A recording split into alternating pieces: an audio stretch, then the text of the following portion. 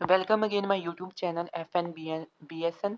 तो स्टूडेंट्स, आज का जो हमारा टॉपिक है वो है an introduction to the human body. तो ये B S N first semester students के लिए है। तो लेक्चर जो है वो बहुत ही इंटरेस्टिंग होने वाला है। तो काइंडली स्टूडेंट्स, आपने शुरू से लेकर एंड तक लाजमी देखना है। तो इसमें हम जो है important M C Qs B C Qs किस तरह से एग्जाम में आते हैं आपको बताने वाले होंगे, और कम्प्लीटली जो है वो कंसेप्ट क्लियर करेंगे। तो चलिए स्टूडेंट, स्टार्ट करते हैं हम। तो स्टूडेंट, जो हम ऑब्जेक्टिव्स हैं वो नहीं पढ़ेंगे, तो हम नेक्स्ट में स्टार्ट करते हैं। An introduction to the anatomy and physiology. Anatomy की डेफिनेशन है, साथ में विद एग्जांपल देखेंगे। और जो अनोटमी है वो किस लैंग्वेज का वर्ड है, हम ये भी देखने वाले होंगे।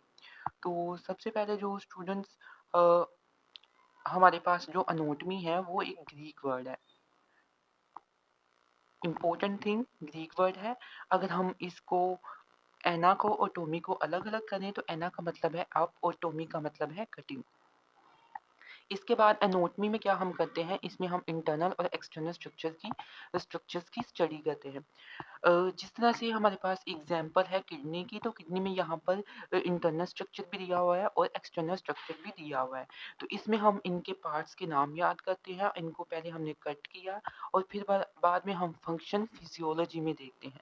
पहले हम इसकी एनाटॉमी देखते हैं। इसका जो स्ट्रक्चर है वो इंटरनल और एक्सटर्नल स्ट्रक्चर है। तो ये हमारे पास होती है एनाटॉमी। तो नेक्स्ट में स्टूडेंट्स हम पढ़ेंगे फिजियोलॉजी। तो फिजियोलॉजी के लिए हम तो ये है हमारे पास फिजियोलॉजी।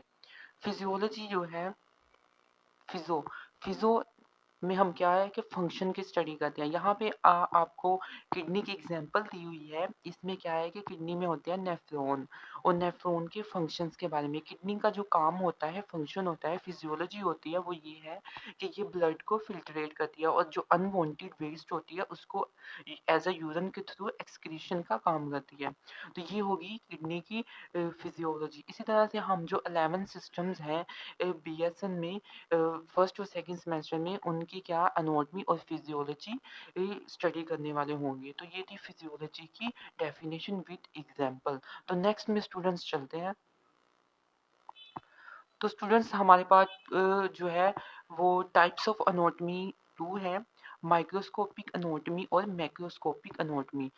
माइक्रोस्कोपिक एनाटॉमी जो होती है वो with the help of microscope हम देखते हैं। कोई भी जो हमारे पास इंटरनल स्ट्रक्चर हो गया, एक्सटर्नल स्ट्रक्चर हो गया, फॉर एग्जांपल जीनल स्ट्रक्चर हो गया जो अभी हमने किडनी का किया है, तो अगर वो उसको हम नेक्ड आई से नहीं देख सकते तो हम माइक्रोस्कोप के थ्रू देखेंगे। कुछ हमारे पास ऐसे स्ट्रक्चर होते हैं जो हम माइक्रोस्कोप के जरिए से देख सकते हैं। इसके बाद हमारे पास है मैक्रोस्कोपिक एनाटॉमी। इसमें क्या करते हैं कि हम जो स्ट्रक्चर है उसको नेक्ड आई से देखते हैं। इसमें हम विदाउट माइक्रोस्कोप स्टडी करते हैं स्ट्रक्चर्स की।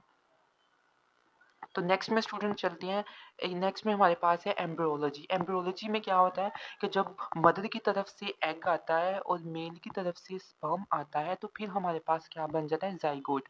फिर प्रेगनेंसी हो जाती है, फर्टिलाइज जब एग हो जाता है, तो फर्टिलाइज्ड एग हो गया, और इसके बाद जो 8 वीक्स हैं, या 8 वीक है, यानी कि 2 मंथ, ठीक है, 8 वीक्स। तो जो 2 मंथ है उसमें हम स्टडी करते हैं फर्टिलाइज्ड एग होने से लेकर 8 वीक तक। तो इसको हम एम्ब्रियोलॉजी कहते हैं। डेवलपमेंट बायोलॉजी स्टूडेंट ये होता है कि डेवलपमेंट बायोलॉजी हमें हम जो फर्टिलाइज्ड एग हो गया, इसके बाद जो है अडल्ट फॉर्म यानी कि चाइल्ड की बर्थ होगी। इसके बाद वो चाइल्डहुड में आ गया, फिर टीनेज में आ गया, फिर अडल्टहुड में, और इसी तरह से वो ओल्ड एज में चला गया। तो ये होती है डेवलपमेंटल बायोलॉजी इसको कहते हैं। तो स्टूडेंट्स, नेक्स्ट में चलते हैं। नेक्स्ट में हमारे पास है हिस्टोलॉजी। हिस्टोलॉजी जो है वो एमसीक्यूज में मोस्ट इम्पोर्टेंट है। इसमें वो पूछते हैं कि हिस्टोलॉजी का कौन सी बनाना चाहिए, इसका मतलब क्या है। तो हिस्टोलॉजी में हम किसकी स्टडी करते हैं, तो हिस्टोलॉजी में हम जो स्टडी करते हैं वो टिश्यूज की स्टडी करते हैं। Surface anatomy. सरफेस एनाटॉमी ये है कि हम इसमें कोई भी जो हमारा एनाटॉमिकल लैंडमार्क्स होते हैं, फॉर एग्जांपल हमारे रिब्स होते हैं, अगर कोई स्लिम पर्सन है तो हम उसको विजुलाइज विजुलाइजेशन उसकी कर सकते हैं और उसकी पाल्पेशन भी कर सकते हैं। तो कुछ हमारे पास ऐसे एनाटॉमिकल लैंडमार्क्स होते हैं जिसकी हम सरफेस एनाटॉमी देख सकते हैं। फॉर एग्जांपल हेड हो गया, तो उसकी भी हम जो उसमें अंदर बोन्स होगी ऊपर से हम उसको देख सकते हैं। अगर हमें थ्रू फर्दर इन्वेस्टिगेशन या विजुलाइजेशन करनी है तो वो हम एक्सरे के थ्रू करेंगे। लेकिन सबसे पहले हम सरफेस एनाटॉमी चेक करेंगे और उसको पाल्पेट भी करेंगे जो भी एरिया या रीजन होगा बॉडी का। तो नेक्स्ट में स्टूडेंट चलते हैं। यहाँ पे हमारे पास है ग्रॉस एनाटॉमी। ग्रॉस एनाटॉमी क्या होता है कि इसमें हम एग्जामाइन करते हैं विदाउट यूजिंग अ माइक्रोस्कोप।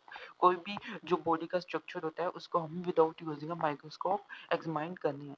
तो यहाँ पे हमारे पास है सिस्टमैटिक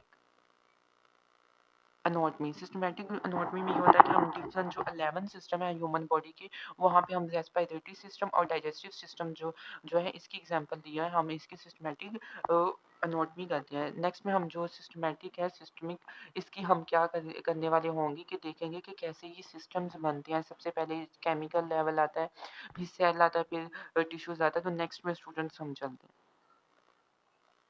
नेक्स्ट में स्टूडेंट्स हमारे पास है रीजन। जो रीजन्स होते हैं regional anatomy, specific regions of the body. यहाँ पे हमारे पास है रीजन्स, हम एनाटॉमी भी पढ़ते हैं जैसे स्फेलिक रीजन। स्फेलिक रीजन स्टूडेंट्स हेड वाली रीजन को हम, जो हेड वाला हमारा रीजन होता है उसको हम स्फेलिक रीजन कहते हैं। मेडिकल टर्म में हम हेड नहीं कहते बल्कि स्फेलिक कहते हैं। तो ये हेड रीजन हो गया। सर्वाइकल रीजन जो है वो हेड से नीचे वाला होता है। सर्वाइकल जो हमारी बोन्स होती हैं वो वाला रीजन। इसके बाद हमारे पास पेल्विक रीजन आ जाता है। पेल्विक रीजन हमारी हिप, जहाँ पे हिप जॉइंट्स होते हैं, हिप बोन्स होते हैं, ये वाला पेल्विक रीजन होता है। तो रेडियोग्राफिक एनाटॉमी में हम क्या करते हैं कि जो बॉडी के स्ट्रक्चर्स होते हैं उनको विजुलाइज करने के लिए हम एक्सरे की हेल्प लेते हैं, एक्सरेज की हेल्प लेते हैं। पैथोलॉजिकल एनाटॉमी ये होती है कि कोई भी हमारे जो बॉडी स्ट्रक्चर्स होते हैं उनमें, बॉडी ऑर्गन्स होते हैं उनमें चेंजेस आ जाती हैं। किसकी वजह से? पैथोजेंस की वजह से, किसी डिजीज की वजह से। तो फॉर एग्जांपल ये हमारे पास किडनी है, तो इसमें अब क्या है कि डिजीज हो गई है, तो इसका जो साइज है वो श्रिंक हो जाएगा या इसके साइज में डिफरेंट आ जाएगी या चेंज हो जाएगा। तो इसको हम पैथोलॉजिकल एनाटॉमी कहेंगे। तो पैथोलॉजिकल एनाटॉमी की हमने डेफिनेशन भी कर ली, विद एग्जांपल भी कर ली कि ड्यू टू द डिजीज क्या है कि किसी भी बॉडी ऑर्गन की क्या हो जाता है, साइज चेंज हो जाता है।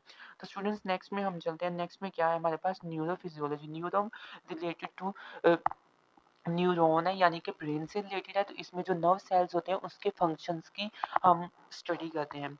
एंडोक्राइनोलॉजी। एंडोक्राइनोलॉजी स्टूडेंट्स हमारे पास ये होती है कि एंडोक्राइन सिस्टम जो है हमारे पास 11 सिस्टम है टोटल हमारे पास, उसमें एक एंडोक्राइन सिस्टम है जो हार्मोन्स को रिलीज करता है और इसमें क्या है कि वो हमारे जो हार्मोन्स है कंट्रोल करते हैं बॉडी फंक्शंस को। तो ये एंडोक्राइनोलॉजी होती है जिसमें हम एंडोक्राइन के हार्मोन्स की स्टडी करते हैं और इसी तरह से कि वो किस तरह से हमारी बॉडी के फंक्शंस को कंट्रोल करते हैं।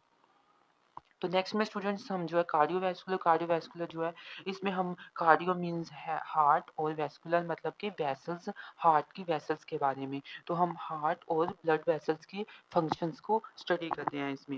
इम्यूनोलॉजी। इम्यूनोलॉजी जो है इम्यून सिस्टम में इसकी स्टडी करते हैं कि इम्यून सिस्टम इसमें डिफेंड किस तरह से करता है डिजीज को, कोई पैथोजन आ सकता है तो इम्यून सिस्टम किस तरह से उससे फाइट करता है। Respiratory physiology. Respiratory physiology, respiratory system किस तरह से फंक्शन करता है। तो नेक्स्ट में स्टूडेंट्स हम चलते हैं। इसी तरह से हमारे पास है रीनल फिजियोलॉजी।